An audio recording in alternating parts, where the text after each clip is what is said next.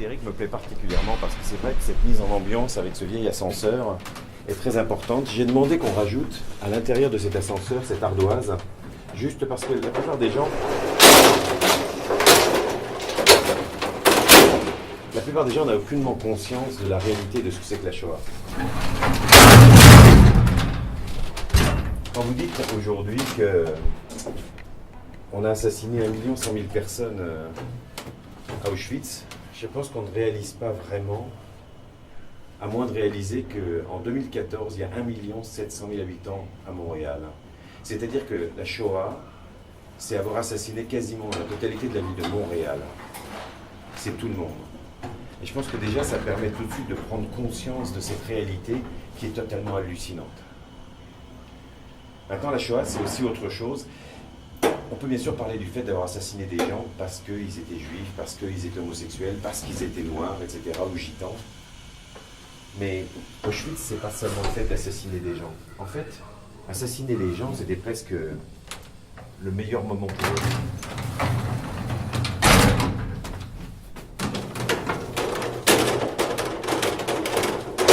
Tu veux dire l'opportunité historique? Non, je veux dire que Auschwitz, c'est pas seulement assassiner les gens, c'est une organisation dont l'idée centrale était de faire souffrir chaque personne à chaque seconde.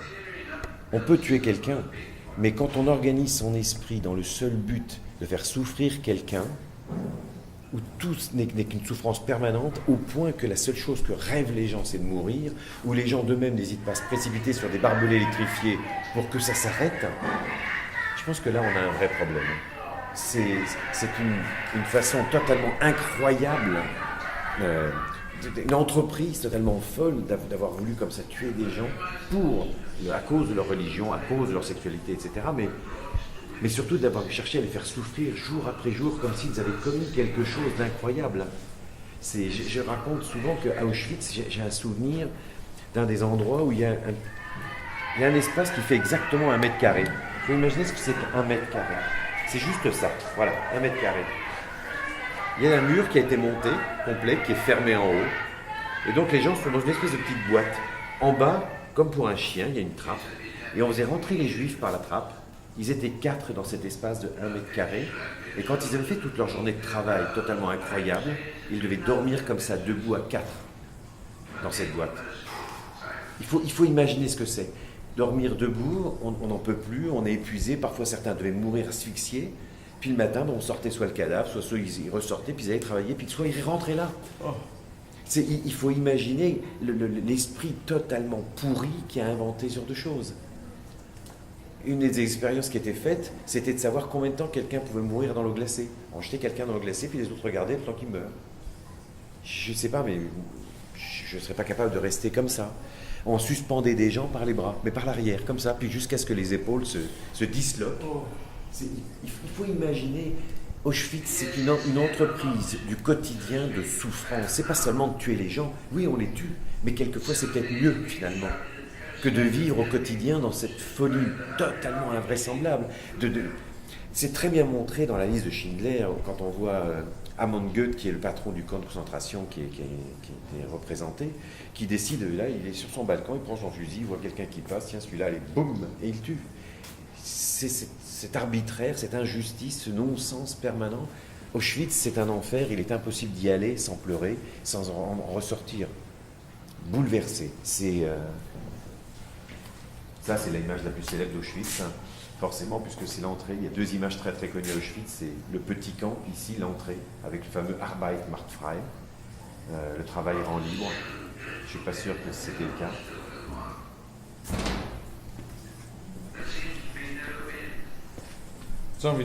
Tu es juif d'origine? Non. Non, je ne suis pas juif d'origine, je ne crois pas en Dieu, je ne crois en rien. Ni tes parents, c'est ce que je veux dire. On va dire oui, j'ai un lien côté juif, bien sûr, côté maternel. Mais je ne crois pas en Dieu, donc pour moi c'est un peu compliqué. S'identifier dans une religion quand on ne croit en rien, c'est un petit peu particulier. Ouais.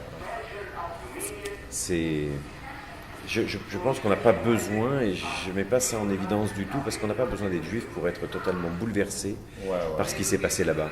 Et vouloir porter ce message, il faut ce devoir de mémoire, tout le monde, juif, pas juif, doit porter ce devoir de mémoire, se rappeler de ce qui s'est passé, pour que ça ne se produise pas.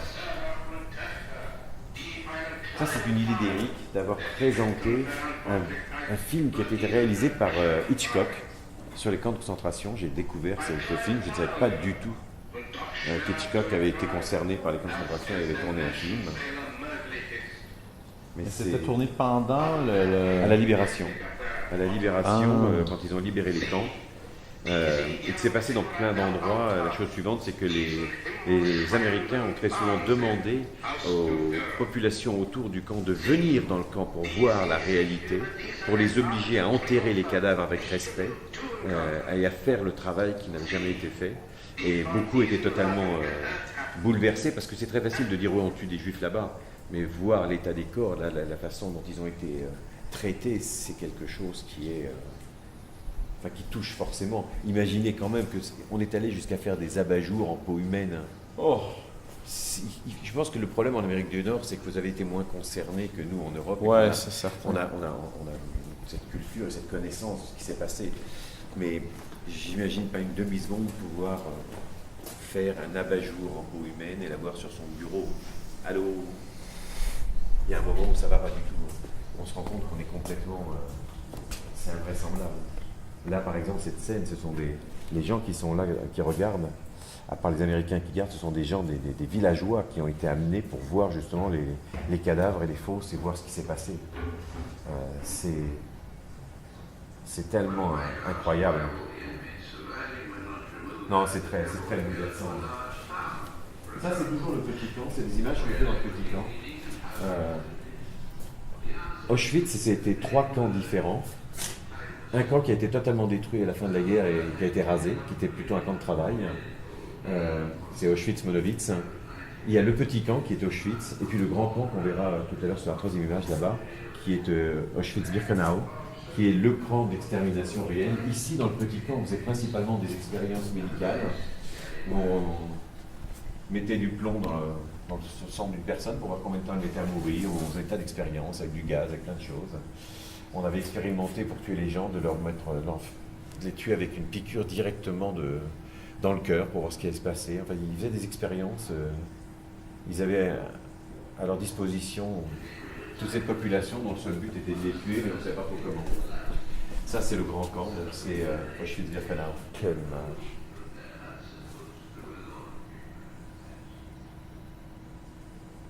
On dirait le passé est encore présent dans ta photo. Ouais. On dirait pas une photo récente. Ça fait combien de temps que tu as pris cette photo? Il y a 1 an. Tu disais que c'est difficile pour toi d'être ici dans cette partie du musée. Je peux facilement comprendre pourquoi. C'est tellement approprié de faire ça ici, dans le sous-sol comme ça. Là. On a le droit on a le goût de s'évader.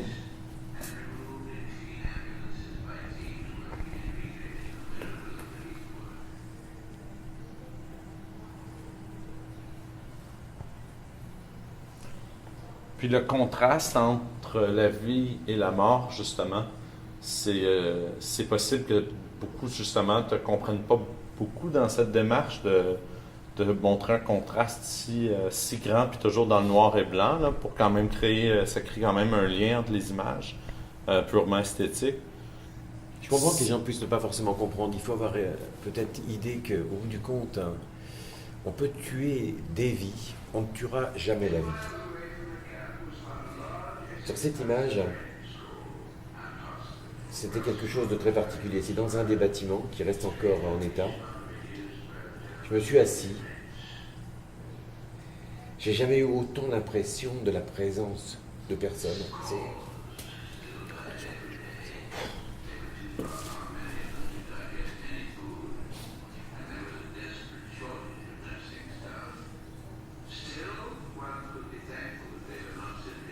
Les gens sont peut-être morts, mais ils sont encore là. Dans chacun de ces bâtiments, il y a une présence incroyable. On a ce...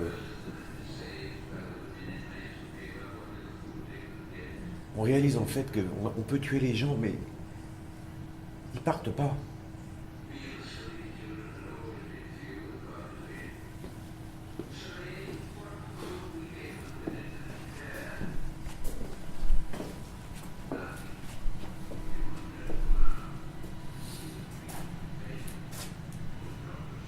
Bon, ça c'est la deuxième image très très connue d'Auschwitz. Hein. C'est par ici que les trains arrivaient. Sur la partie gauche, il y a le quai de débarquement, où les Juifs étaient attendus. En fait, il ne faut pas imaginer qu'il y avait seulement des vivants qui descendaient de ces wagons à bestiaux. Il y avait beaucoup de morts aussi. On enfermait de 100 à 200 personnes dans un espace où, à 30 personnes, on est un peu serré. Et sans eau, sans à manger pendant des jours et des jours de transport. Et puis à l'arrivée, on mettait les cadavres direct dans les brouettes. Et puis les autres, on les triait. Certains étaient immédiatement emmenés au four crématoire. Et puis certains étaient mis de côté pour avoir une main-d'œuvre gratuite. Beaucoup d'enfants et de femmes ont été tués dans les 5 minutes de leur arrivée. Hein. Ils étaient immédiatement mis en colonne. Ils partaient directement dans les fameuses douches qui en fait permettaient de les enfermer nus dans un endroit. Et nus pourquoi? D'abord pour les humilier, mais aussi parce que c'est très embêtant de déshabiller des cadavres. Donc on les obligeait à déshabiller d'abord, comme ça on était tranquille. Et puis on balançait dans les douches des cartouches de Zyklon B qui était le gaz qui permettait de les tuer, parfois un quart d'heure, 20 minutes. Si vous allez visiter ces camps, à Dachau, c'est très très visible. Vous avez encore sur les murs les ongles accrochés des gens qui mouraient et qui s'accrochaient au mur. Les ongles ont gratté tellement fort, on a les ongles plantés dans les murs, il faut imaginer ce que c'est. C'est totalement fou. Hein. Je ne sais pas comment est-ce qu'ensuite on pouvait faire ça. Certains juifs qui étaient plus forts que d'autres étaient gardés justement pour transporter les cadavres. Ils étaient chargés d'emmener tous ces morts dans les fours crématoires avant eux-mêmes, à la fin de se faire exécuter et les passer aussi. Je ne sais pas comment on dort quand on a vécu tout ça.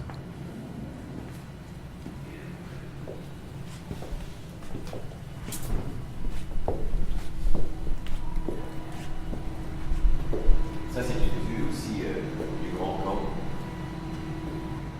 Les dortoirs.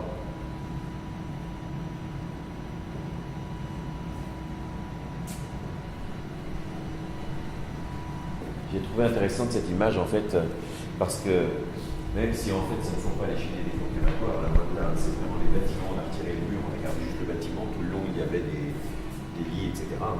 Et ça donnait ce sentiment de cheminée, ça donnait un effet très particulier en fait. Je pense que ça parlait vraiment d'Auschwitz.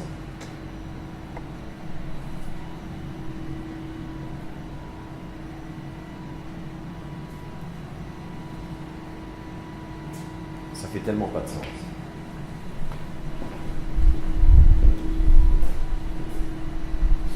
Ça, c'est une vue du petit camp. La plupart des juifs qui n'en pouvaient plus du tout supporter les souffrances dans lesquelles ils étaient se ruaient sur ces barbelés électrifiés pour en finir.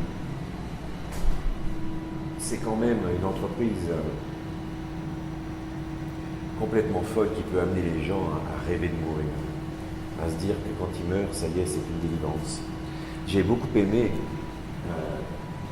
associer ces images à des textes que j'ai mis là, et ça, c'est un de mes textes préférés, qui a été écrit par Elie Wiesel. Je l'ai extrait de son livre La Nuit. La Nuit est un livre qu'il faut lire. Et là, Elie Wiesel est quelqu'un qui était infiniment croyant. C'est un juif croyant qui a été élevé dans un shtetl, c'est des petits villages juifs où on passe sa vie à étudier la Torah, à réfléchir, à être juif jusqu'au bout des ongles. En pleine judaïté vraiment, pour avoir écrit ce qu'il a écrit sur ce texte, c'est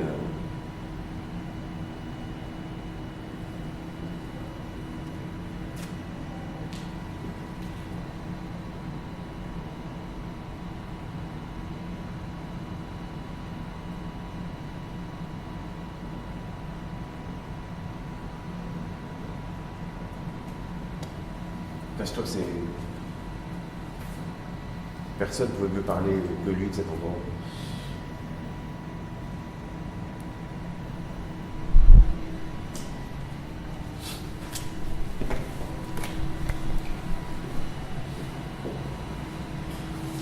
Qu'est-ce qui t'a amené à shooter là-bas? C'était ton initiative ou, Oui, oui, absolument. En fait, on parle tout le temps des camps de concentration. Moi, quand j'ai été élevé dans notre histoire à l'école, les cours d'histoire, on nous parle de la Seconde Guerre mondiale, on dit bon, il y a eu des camps de concentration, machin, etc. Mais on n'a aucune dimension à ce point de ce qui s'est vraiment passé. Et puis, il y a beaucoup de gens qui continuent à nier tout ça et à dire mais non, tout ça c'est des bobards. C'est un petit peu ce qui se passe avec le 11 septembre. Vous savez, tout le monde sait maintenant que en fait, c'est Bush qui a quasiment créé le 11 septembre. Les gens inventent n'importe quoi. De temps en temps, vous avez besoin de vous dire attendez, est-ce que c'est vraiment ce que les gens racontent? C'est vrai? Alors on revient à la réalité, on va sur place et on voit et on réalise que on veut nier quoi? On ne peut pas. Il faut revenir à la réalité en l'étudiant. J'ai lu beaucoup, et puis j'ai eu envie d'aller sur place, et puis ça a été une rencontre tellement forte et bouleversante que je me suis dit, on ne peut pas ne pas en parler, ne pas dire, surtout quand on est en situation actuelle. Je pense que c'est important de revenir dessus, que chaque personne se rappelle que ça a existé, de ne pas effacer ça de la mémoire du monde, parce que ça, c'est impossible, c'est quelque chose d'invraisemblable. Au total, on a assassiné 6 millions de personnes en un espace de temps extrêmement court, et simplement pourquoi? Pour leur religion, pour leur sexualité, parce que c'était des gitans ou des gens soi-disant anormaux, je ne sais pas. La dernière image de l'expo, c'est une des images qu'on verrait. C'est dans une des salles du musée d'Auschwitz. Ils ont fait un patchwork avec toutes les photos qu'ils ont trouvées, parce que les Juifs arrivaient avec toutes leurs valises, etc. Et puis on triait tout, les Allemands essayaient de voir tout ce qu'ils pouvaient prendre, utiliser pour pouvoir leur vendre et faire de l'argent avec. Et là, ce sont les images de tous ces gens qui sont venus là, et puis qui sont partis.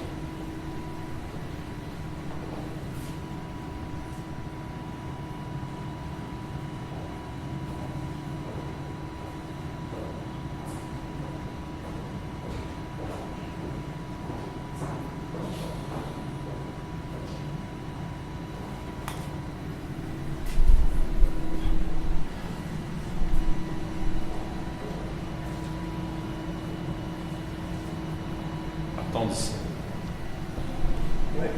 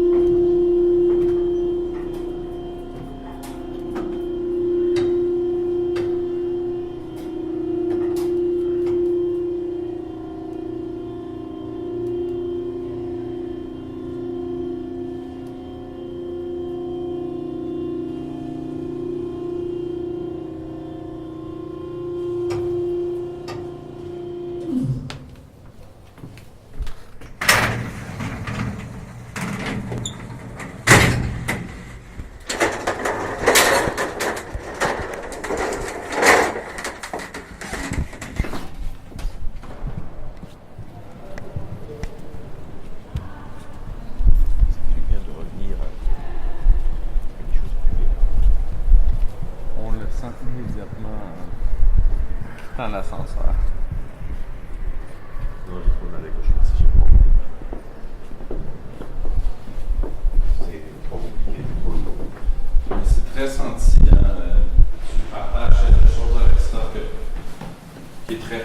là, en étant dans ce lieu-là. Puis, comme je te dis, l'intemporalité des photos.